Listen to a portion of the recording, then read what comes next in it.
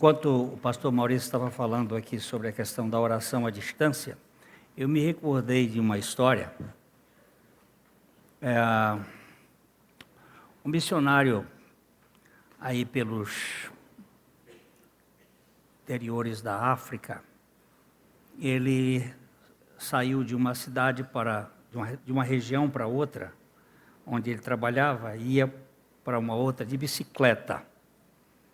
E levava alguma coisa para comer e alguma proteção, alguma cabanazinha na bicicleta, caso ele não chegasse no seu devido local. E como ele teve algumas dificuldades, ele realmente não pôde chegar onde ele pretendia e teve que dormir num lugar perigoso, sujeito a animais ferozes e sujeito a ataques de pessoas. E ele acendeu uma fogueirinha, esquentou alguma coisa ali, cantou um hino, leu a palavra na luz da fogueirinha e pôs a sua cabana, orou e dormiu. Outro dia ele pegou a bicicleta, foi embora. Quando ele chegou lá na cidade onde ele estava, um camarada chegou e disse para ele assim: quem eram aquelas 27 pessoas que estavam junto com você lá? Ele disse: não tinha 27 pessoas, não tinha ninguém comigo. Porque nós fomos para atacar você e tinham 27 homens armados lá. Ele disse: não, eu estava dormindo sozinho, eu dormia ali a noite toda sozinho. Aí ele pensou: deve ter sido os anjos do Senhor. Ele disse: porque nós fomos para matá-lo, mas nós não podemos. Quem é você? Aí ele começou a pregar o evangelho para aquele homem. Passado um tempo, ele foi para os Estados Unidos e contou essa experiência na igreja dele. E aí um irmão levantou lá e disse assim: que dia foi? Tal dia. Ele disse: eu estava chegando com o carro, carro cheio de compras que tinham ido ao supermercado, e o Espírito do Senhor disse assim: há um homem, há um missionário, um filho de Deus que está precisando de intercessão. E ele ligou para alguns irmãos da igreja: por favor, vamos orar por essa pessoa que nós não sabemos quem é, que está precisando de alguma coisa lá, e vocês vão orar. E aí ele contou essa história e disse assim: os irmãos que naquele dia estiveram orando, por favor, tem algum aqui? 27.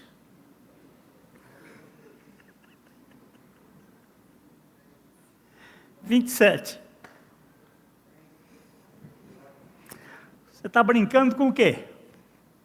Você acha que o campo espiritual não é poderoso? Então nós precisamos estar intercedendo. Às vezes você não pode ir lá, mas você intercede aqui, o negócio acontece lá. E nós temos aí um poder. É que a gente, infelizmente, não crê, né?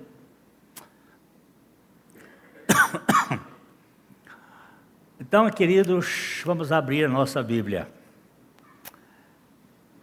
Evangelho de João, capítulo 8.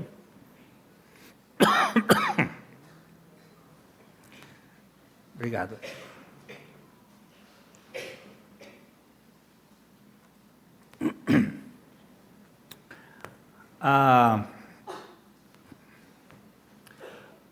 Dr. Martyn Lloyd-Jones, ele era médico. Com 27 anos de idade, ele fazia parte da equipe de cardiologistas do rei, o pai da Elizabeth II.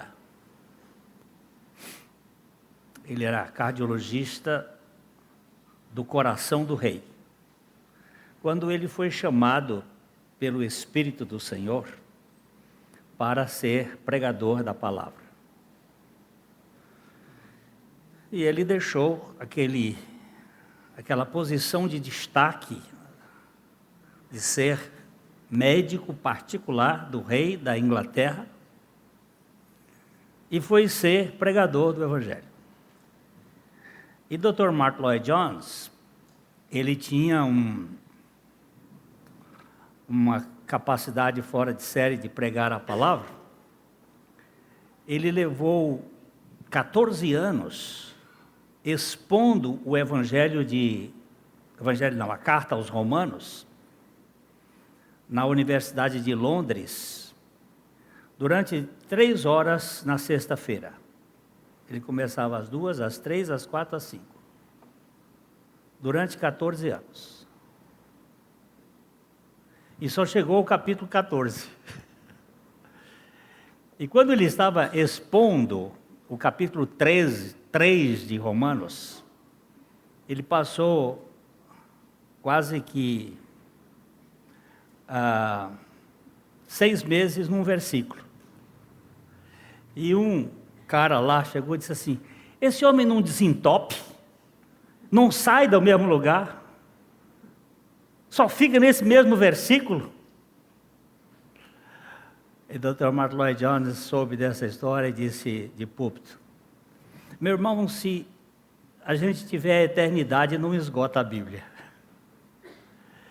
Alguns pastores na Rússia, no tempo do comunismo fechado, eles ganhavam uma Bíblia e arrancavam a página e dava a página para você e outro para você e outro, porque só tinha aquela Bíblia e distribuía entre os crentes, cada um ficava com uma página.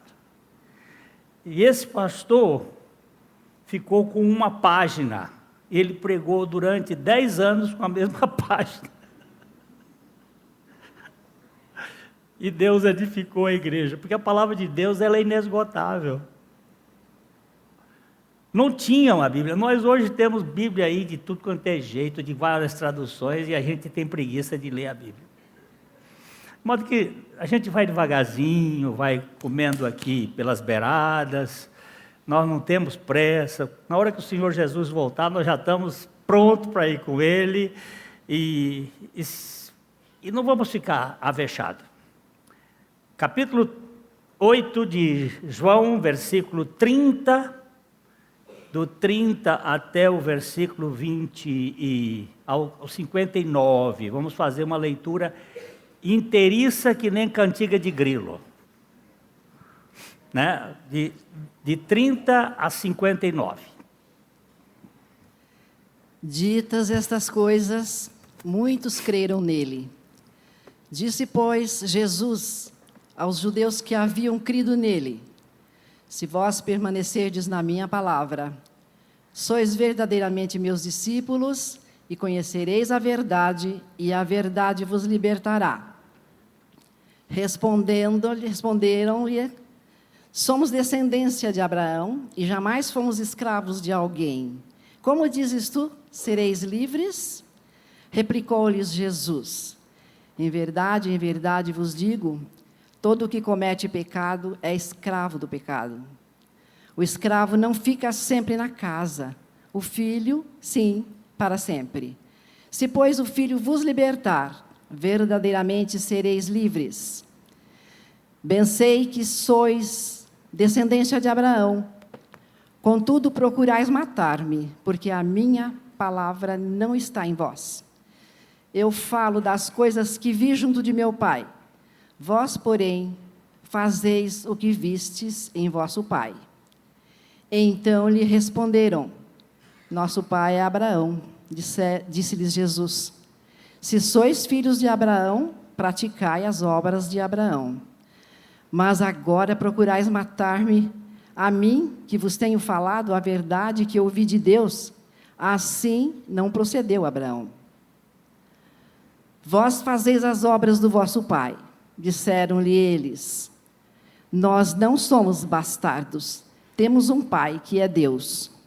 Replicou-lhes Jesus: se Deus fosse de fato vosso pai, certamente me havíeis de amar, porque eu vim de Deus e aqui estou, pois não vim de mim mesmo, mas ele me enviou. Qual a razão por que não compreendeis a minha linguagem? é porque sois incapazes de ouvir a minha palavra. Vós sois do diabo, que é o vosso pai, e quereis satisfazer-lhes os desejos.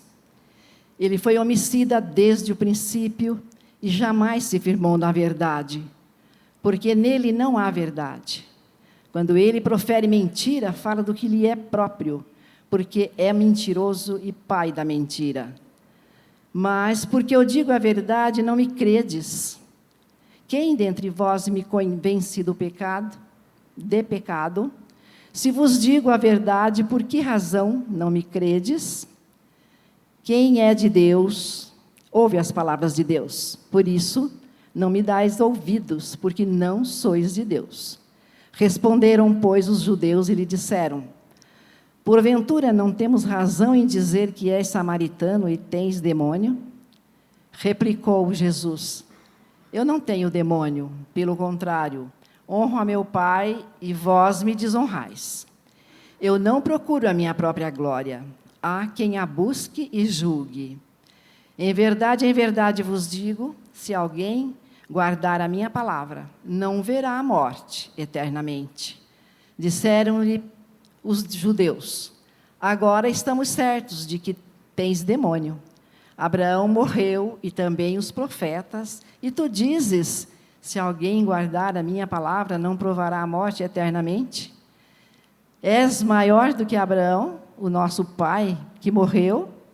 Também os profetas morreram. Quem, pois, te fazes ser? Respondeu Jesus: se eu me glorifico a mim mesmo, a minha glória nada é. Quem me glorifica é meu Pai, o qual vós dizeis que é vosso Deus. Entretanto, vós não o tendes conhecido, eu, porém, o conheço. Se eu disser que não o conheço, serei como vós, mentiroso.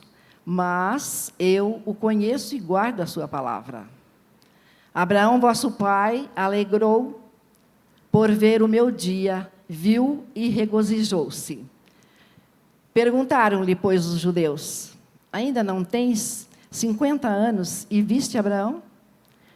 Respondeu-lhe Jesus: em verdade vos digo, antes que Abraão existisse, eu sou.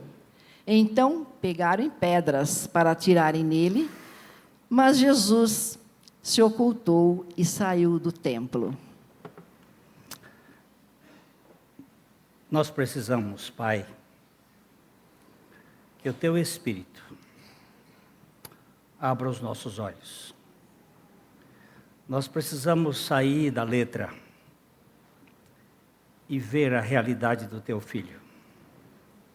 Fala conosco esta noite, para que em tudo Jesus Cristo seja glorificado. No nome dele que nós oramos. Amém. Ditas estas coisas,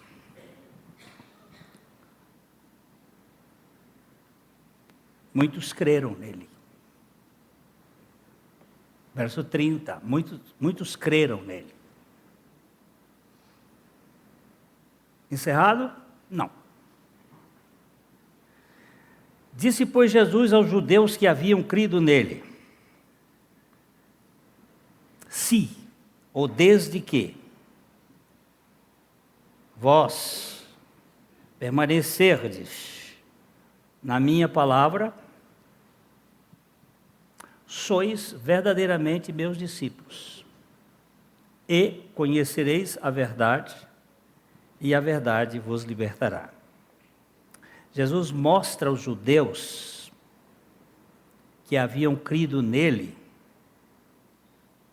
que junto com a fé vem o conhecimento da verdade. Vem a liberdade e a obediência aos ensinamentos dele.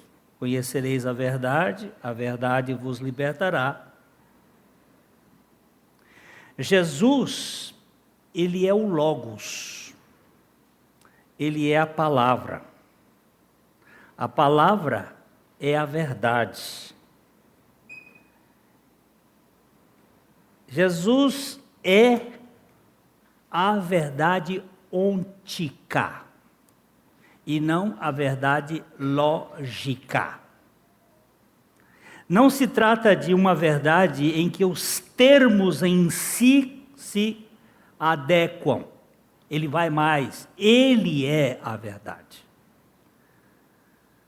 A verdade lógica vai se conformar com ele, porque ele ontologicamente, essencialmente, como ser, ele se coadjuvando-se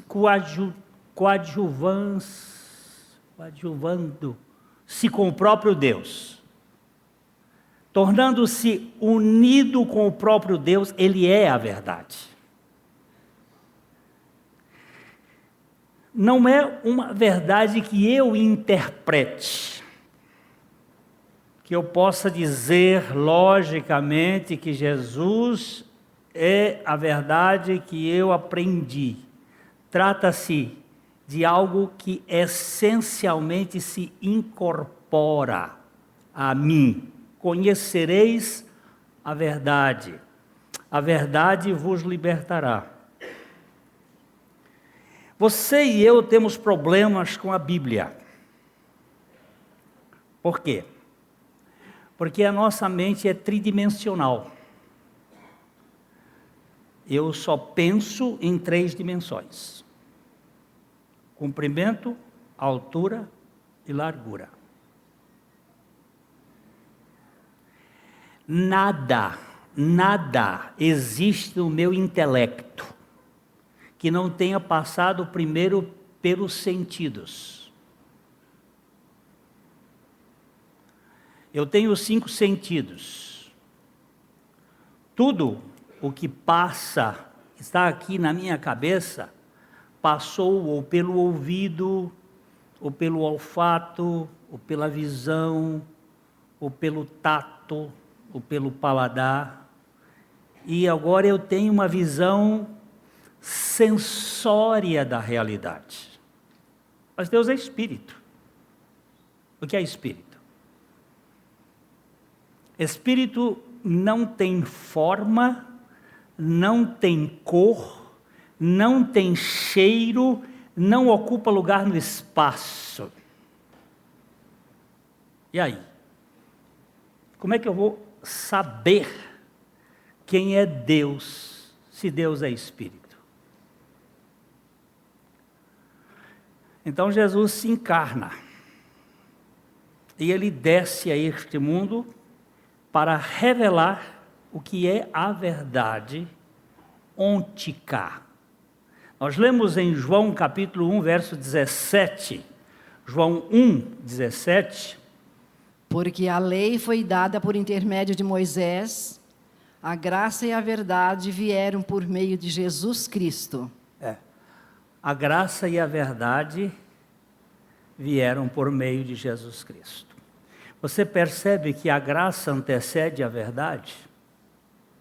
Ele não disse a verdade e a graça vieram por Jesus Cristo, mas a graça, porque graça é Deus dando e fazendo tudo a quem nada merece.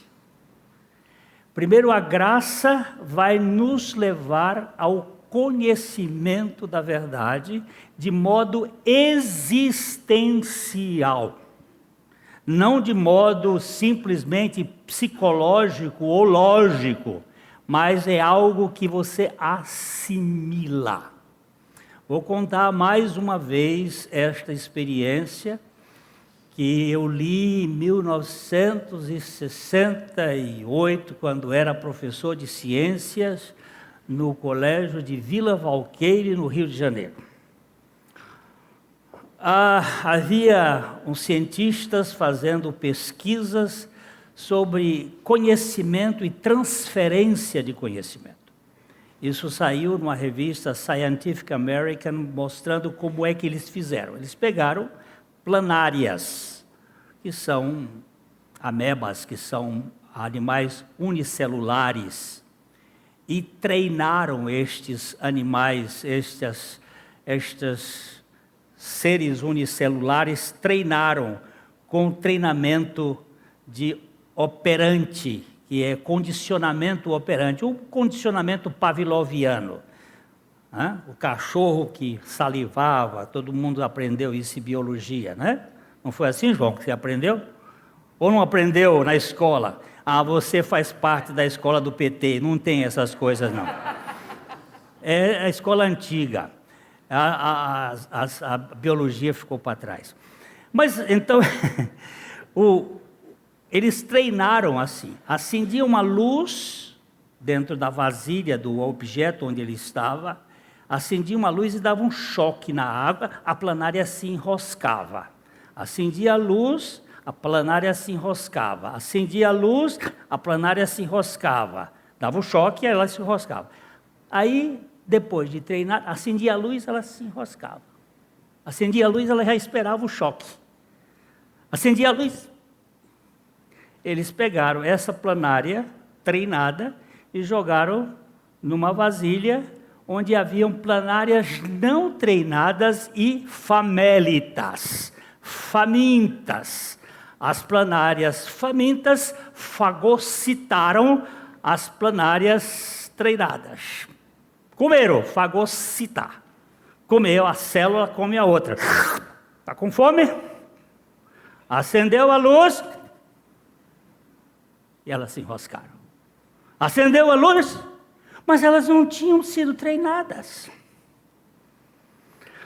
Mas quando elas comeram as treinadas, aquilo que os antropófagos admitiam que se comesse o homem perfeito, eles iam ficar perfeitos também. Por isso que o cara que tinha um defeito no dedo não podia ser objeto para ser comido pelos antropófagos. Quem tinha um dedinho a menos não podia. Nem antropófago queria esse tipo de comida, porque faltava alguma coisa. Vocês são maldosos, viu? Eu estou falando, né? Não tinha possibilidade. Agora, como é que elas aprenderam isto? Agora, por que Jesus disse assim? O meu corpo é verdadeiramente comida, o meu sangue é verdadeiramente comida. Quem de mim se alimenta, por mim viverá. Esta é a verdade que tem que ser assimilada. Não simplesmente conhecida no sentido cognitivo, mas no sentido existencial. E aqui nós temos Jesus fazendo, nesse texto um pouco longo, ele faz uma série de afirmações muito preciosas. Jesus está aqui dizendo que ele é quem ele é. Mas os judeus, incrédulos, não conseguiam entender o que ele era. Vamos verificar o verso, vamos voltar ao verso 32, só para a gente repetir aqui. O verso 32, ele diz assim: e conhecereis a verdade, e a verdade vos libertará. A verdade é o próprio Cristo. Ele é a verdade. Isso o João vai dizer no capítulo 14, no verso 6, eu sou o caminho, a verdade e a vida, ninguém vem ao Pai senão por mim. Eu sou o caminho, este caminho é um caminho de verdade, e esse caminho de verdade gera vida, e ninguém vem ao Pai senão por mim. Ele é a verdade, e eu preciso assimilá-lo, eu preciso fagocitá-lo, e quando eu o como, a verdade se interioriza dentro de mim. Sadhu Sundar Singh é chamado o apóstolo dos pés sangrentos.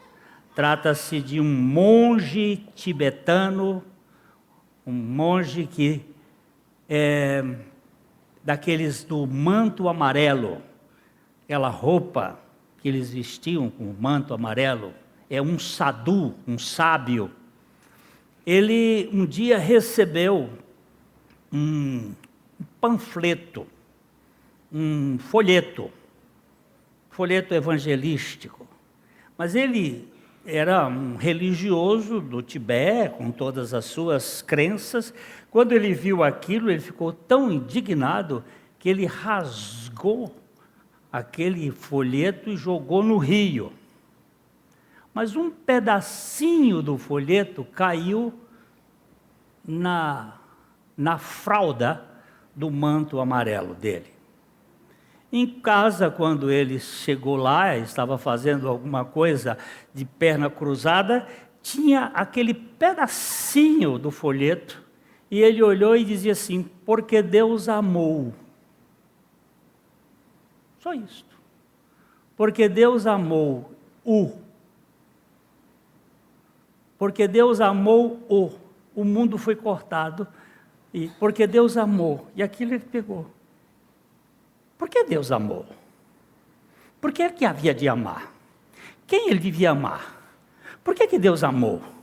O que quer dizer aqui? Mas estava tudo no rio, jogou lá, e ele sai na rua procurando alguém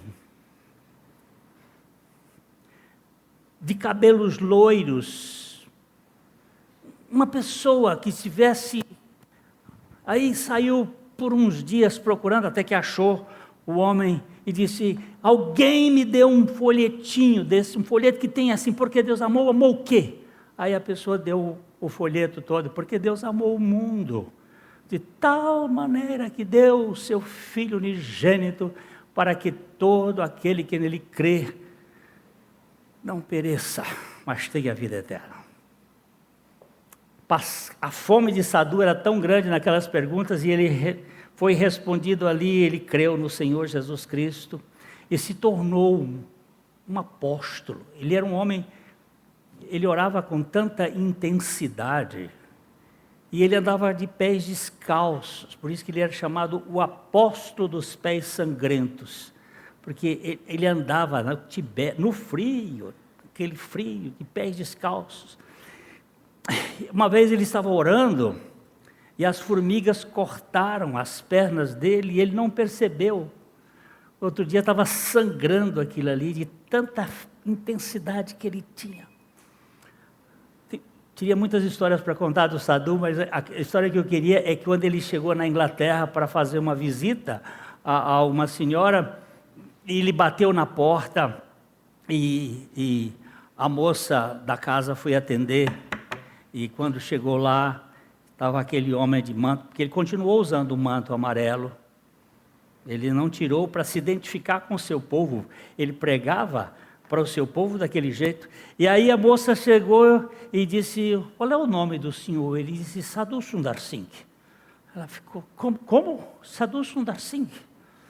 E ela voltou e disse: quem é?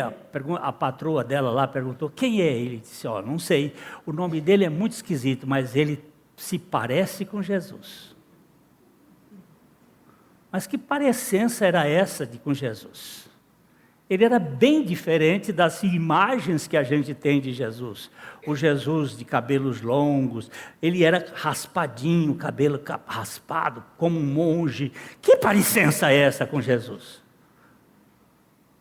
Ele havia se identificado de tal modo com Jesus, que ele refletia no seu olhar a maneira de Jesus ser. Esta é a ideia: e conhecereis a verdade, e a verdade vos libertará.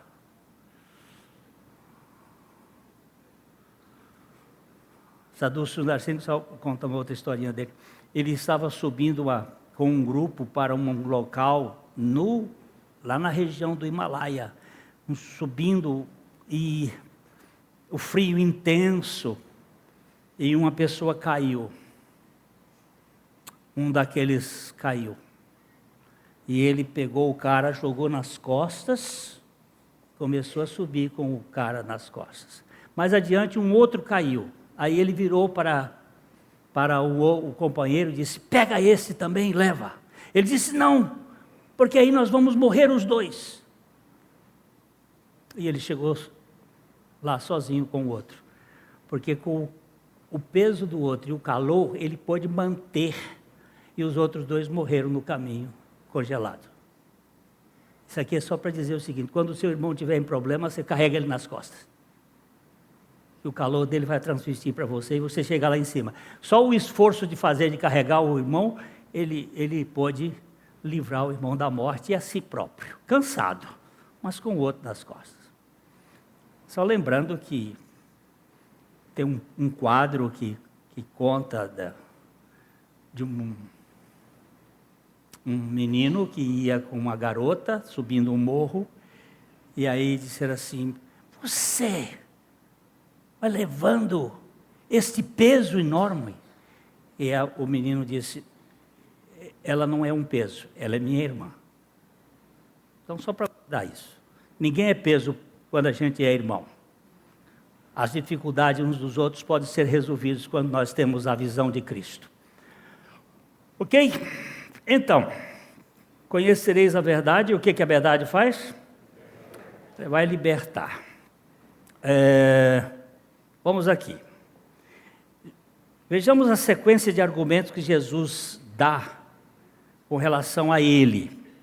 O verso 36, ele diz que ele é o Filho.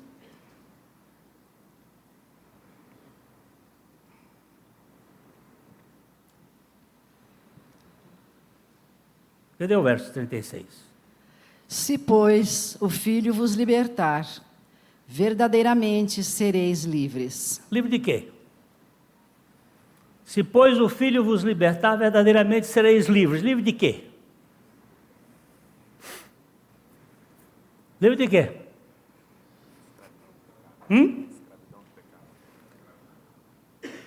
Livre da escravidão do pecado? Ele vos libertou do império das trevas. Livre de quê? De que ele vai nos libertar?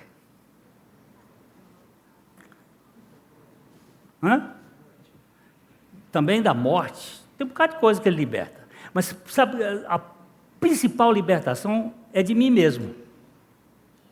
Você sabe por que as coisas não vão bem? É porque eu sou um crica. Eu sou um murmurador, eu sou um reclamador. Eu sou um cara que não consigo fazer festa com pão e água.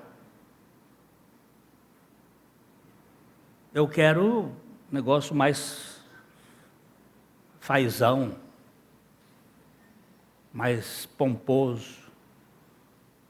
Eu não sou o Marcelino, que era pão e vinho, e aquele que nem pão e vinho, era pão e água mesmo. Por que a gente é tão snob? Por que a gente cobra tanto? Essa felicidade que supomos, a árvore milagrosa que sonhamos, existe sim, mas nós não a alcançamos.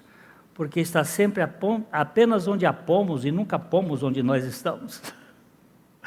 Por quê? Por quê? Por quê? Por quê?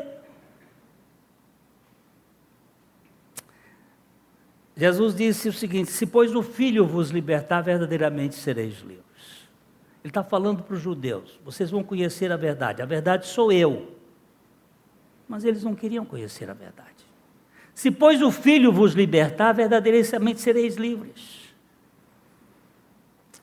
Há muitos anos atrás, eu trabalhava aqui na Colina Verde, no hospital psiquiátrico, eu fazia parte de um grupo, e nós fizemos um sábado de confraternização. Éramos 34 membros da equipe. Nós tínhamos um psiquiatra que vinha de São Paulo, o Oswaldo de Loreto, que era o nosso guia no campo da psiquiatria aqui, figura singular. Nós estávamos ali conversando e brincando e comendo churrasco e tal, e uma menina estudava psicologia, ela veio com a carteira de cigarro e disse: Glênio, quer um cigarrinho? Eu digo: obrigado, eu não fumo.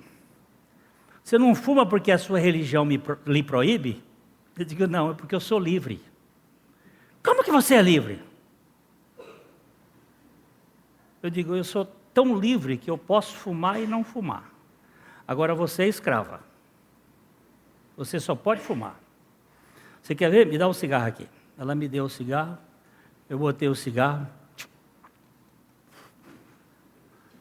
fiz aquela cara de ator hollywoodiano.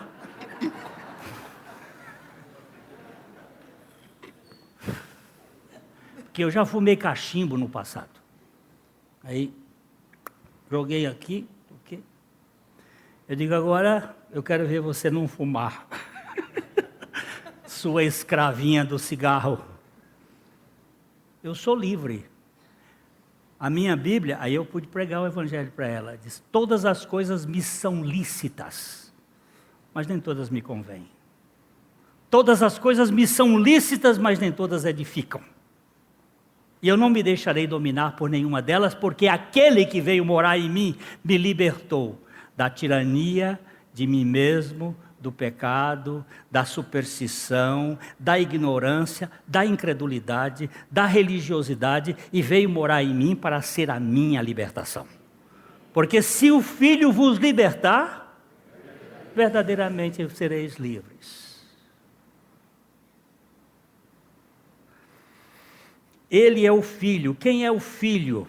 Aquele que veio de Deus. Vamos para o versículo 42. Quem é o Filho? Quem é o Filho? Replicou-lhe Jesus. Replicou-lhes Jesus: se Deus fosse de fato vosso Pai, certamente me havíeis de amar, porque eu vim de Deus e aqui estou.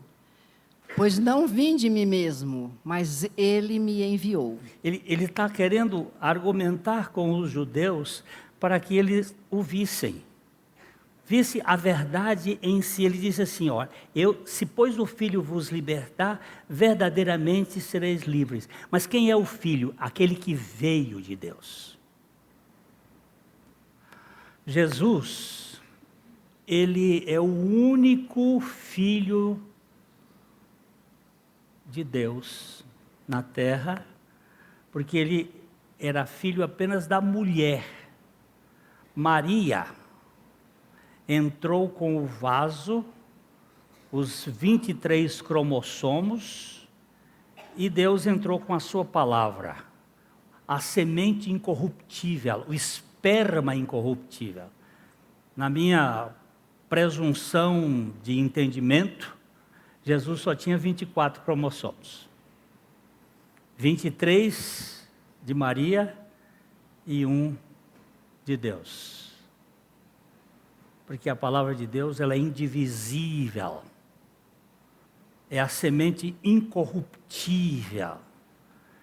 E ele era o Filho de Deus, ele veio de Deus. E ele veio de Deus para desmanchar o nosso vaso que havia se estragado. Ele veio desmanchar isto. Se o Filho vos libertar, verdadeiramente sereis livres. Quem é o Filho? Aquele que veio de Deus. Versículo 46. Quem é que veio de Deus? Aquele que é sem pecado. Mas, porque eu digo a verdade, não me credes. Quem dentre vós me convence de pecado? Se vos digo a verdade, por que razão não me credes? Olha só. Quem me convence de pecado? Eu já dei o primeiro argumento aqui, de que ele veio de Deus, veio por esperma de Deus num óvulo humano, fecundou o óvulo de Maria. Mas ele não tinha pecado. Por que ele não tinha pecado? Vamos para Romanos capítulo 5, versículo 12. Portanto, assim como por um só homem entrou o pecado no mundo, e pelo pecado a morte, assim também a morte passou a todos os homens, porque todos pecaram. Presta atenção o argumento de Paulo, pelo Espírito Santo. Por um só homem entrou o pecado no mundo. O pecado não entrou pela mulher. Ele entrou pelo homem. Por um só homem entrou o pecado no mundo. E pelo pecado entrou a morte. Assim a morte passou a todos os homens, porque todos pecaram. Não significa que a mulher não seja pecadora. Ela o é. Mas ela não é transmissora do pecado. Porque Deus preservou a mulher, lá em Gênesis capítulo 3, versículo 15. Deus preservou o útero da mulher como instrumento para trazer a redenção. Por isso que a mulher tem sacrifício mensal em todo o processo. Porque sem derramamento de sangue não há perdão e nem purificação. O ventre da mulher tem purificação mensal. E ele diz aqui, porém inimizade entre ti e a mulher, entre a tua descendência e o seu descendente. Este te ferirá a cabeça, e tu lhe ferirás o calcanhar. Eu vou usar aqui simplesmente uma questão de análise sintática. Porém, inimizade entre ti. É Deus falando com a serpente. Se você for no capítulo, versículo 14, você vai ver que Deus está falando com a serpente, ou seja, com Satanás. Ele está falando com Satanás e vai dizer que Satanás, a serpente, então o Senhor Deus disse à serpente, visto que fizeste, maldita és entre todos os animais domésticos, entre todos os animais selváticos, rastejarás sobre o teu ventre e comerás pó todos os dias da tua vida. Comer pó, você nunca viu uma serpente comendo pó. A serpente come rato, come outros bichos, mas essa serpente aqui come pó, porque essa serpente aqui é Satanás. E nós fomos feitos do pó da terra. E essa serpente aqui vive consumindo a nossa energia com medo, ansiedade, preocupação, aquele Monstros e Companhia, aquele filme. Quantos aqui viram aquele filme, Monstros e Companhia? Aí tem uma turminha que já viu.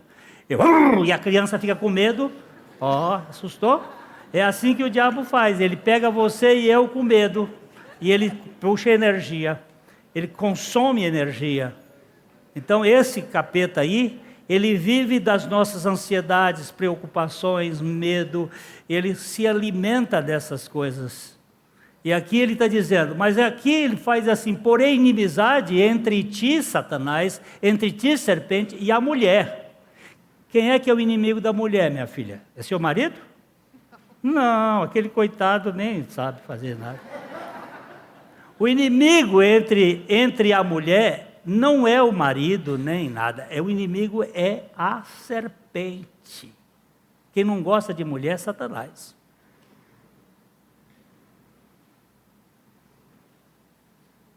Eu fico com a Bíblia. Porém, inimizade entre ti e a mulher, entre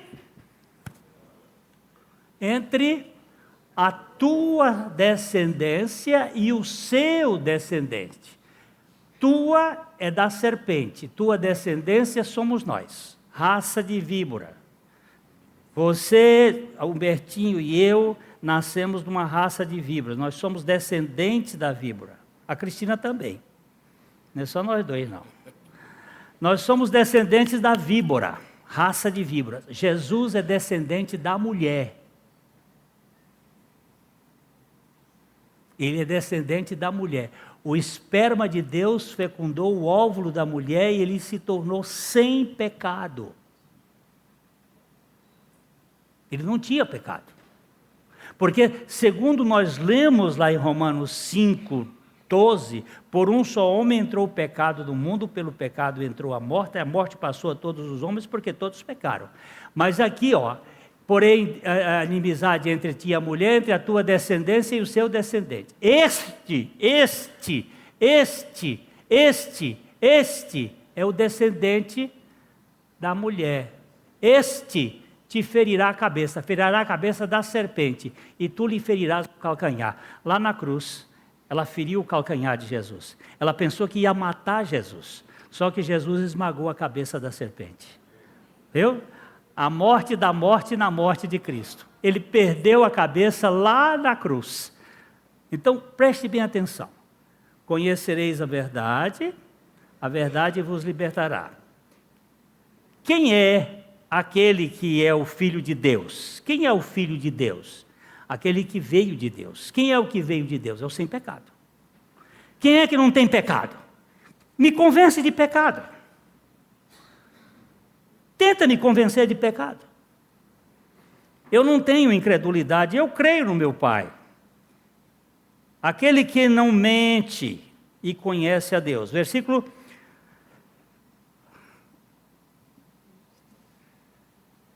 Nós lemos o 46, não foi? Agora nós vamos ler o 55. João, vamos voltar lá para João 8, 55. João 8. Entretanto, vós não o tendes conhecido. Eu, porém, o conheço. Se eu disser que não o conheço, serei como vós, mentiroso. Mas eu o conheço e guardo a sua palavra. Ele está dizendo, o argumento é o seguinte: Jesus é o Filho é aquele que veio de Deus, aquele que veio de Deus é sem pecado, aquele que é sem pecado, ele não mente e conhece a Deus. Porque há uma identidade entre ele e Deus. Não é um conhecimento da cabeça, é um conhecimento de relacionamento. É o conhecimento de interação.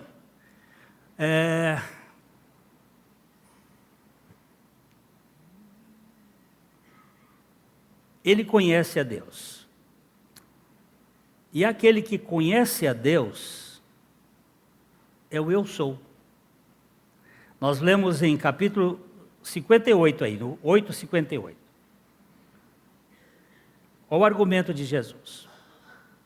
Respondeu-lhe Jesus: em verdade, eu vos digo, antes que Abraão existisse, eu sou. Vocês estão preocupados com o tempo, mas eu quero dizer que antes que Abraão existisse, eu sou.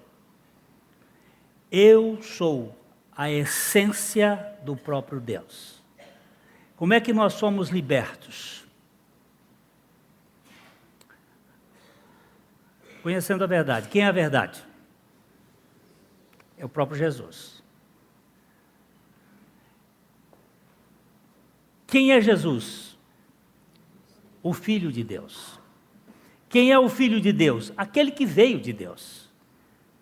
Quem é que veio de Deus? É aquele que é sem pecado. Quem é o sem pecado? É aquele que não é mentiroso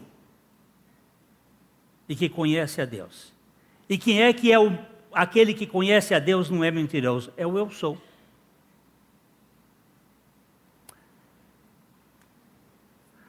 Aí você descansa. Aí você entra no descanso. Uau! O eu sou veio me buscar. E ele me tira daquilo que eu não sou.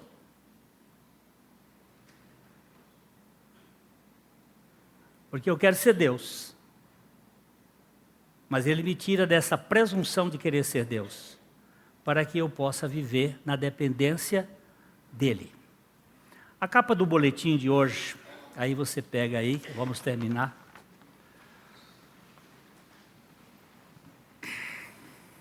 Todo aquele que está em Cristo se tornou uma nova criação. A velha vida acabou. E uma nova vida teve início. 2 Coríntios 5,17.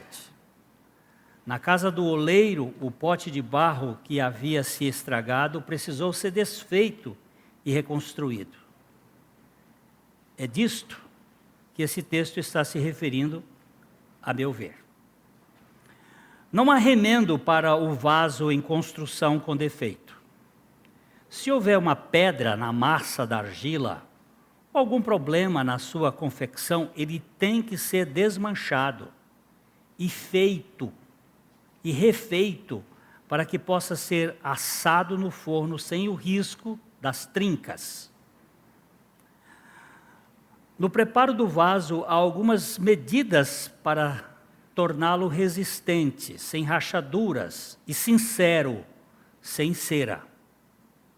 Precisamos entender que o ser humano é um vaso que foi feito do pó da terra, isto é, do caulim, e no processo da sua feitura, ainda no jardim, entrou uma pedra na sua estrutura e, neste caso, exigiu que fosse desfeito para ser feito um novo vaso.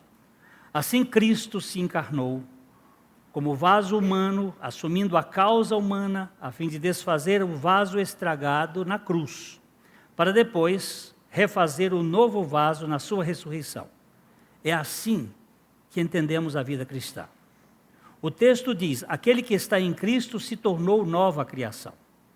Como pode uma pessoa estar em Cristo e ser nova criação? Primeiro, ela tem que ser atraída a Cristo, pois ninguém poderá estar em Cristo se ele mesmo não o impelir ou atrair para si. Jesus disse: quando eu for levantado da terra, na cruz, atrairei todos a mim. João 12:32. Agora, se admito, movido pelo Espírito Santo, que esse todos, sem distinção, me diz respeito, preciso crer que fui atraído naquela cruz. Se Cristo atraiu tanto judeus como gentios, então eu posso crer que Ele me atraiu e eu estou em Cristo, tanto na sua morte como na sua ressurreição. E deste modo, foi desfeito o velho vaso estragado e feito um novo vaso. A antiga criação danificada no jardim do Éden foi substituída por uma nova no jardim da ressurreição. Se estamos em Cristo, somos uma nova criação. O Espírito Santo diz: a velha vida acabou e uma nova vida teve início. Isto significa que morremos na cruz com Cristo, bem como ressuscitamos da tumba com Ele, mas não renascemos adultos.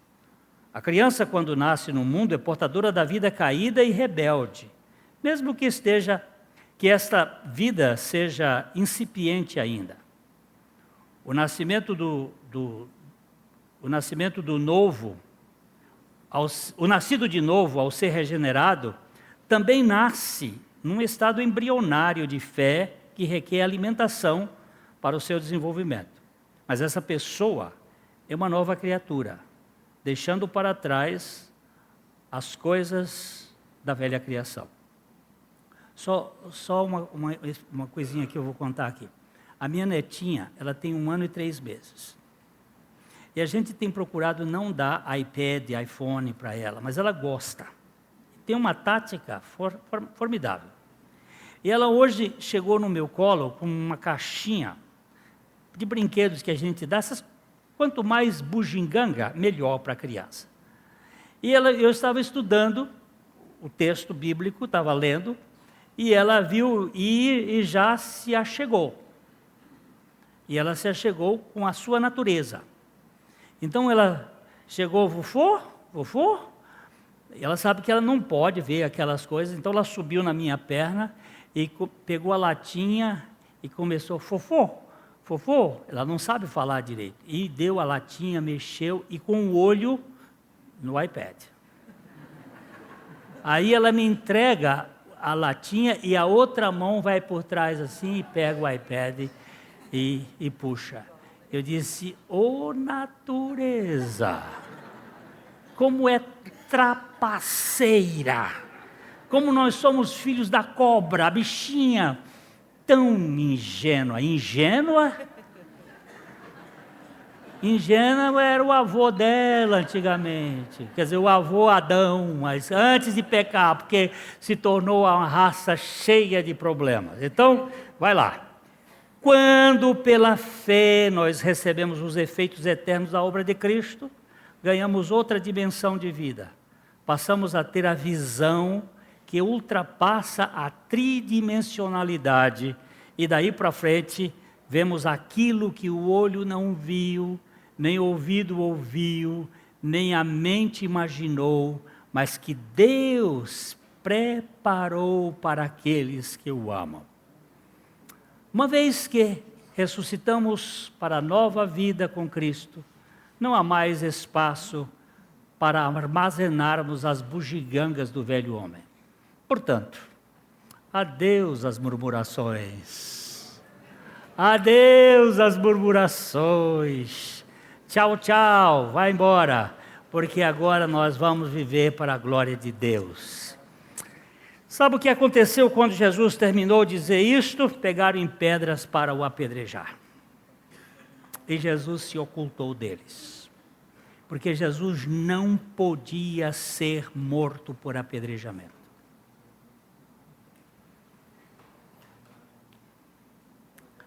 Até por apedrejamento existe suicídio. Eu conheço a história de um cara que colocou as pedras num balaio, ficou embaixo para que elas caíssem em si dele. Porque o sujeito, para se matar, ele tem várias formas.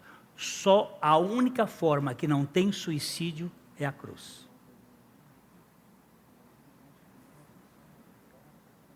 Você nunca ouviu falar que alguém se suicidou por crucificação. Porque se ele conseguir pregar o pé e a mão, a outra fica livre. Como é que vai pregar? Tem suicídio por afogamento, por envenenamento, mas por cruz, ele tinha que ser morto. E a causa da morte de Jesus não foi nem os romanos, nem os judeus. A causa da morte de Jesus foi Glênio.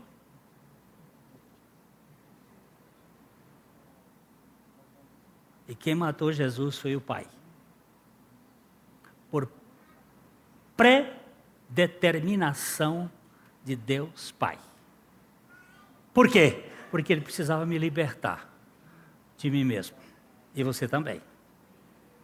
Agora, você cabe crer que aquela morte é sua. E que aquela vida é sua. E você pode descansar na suficiência do Senhor.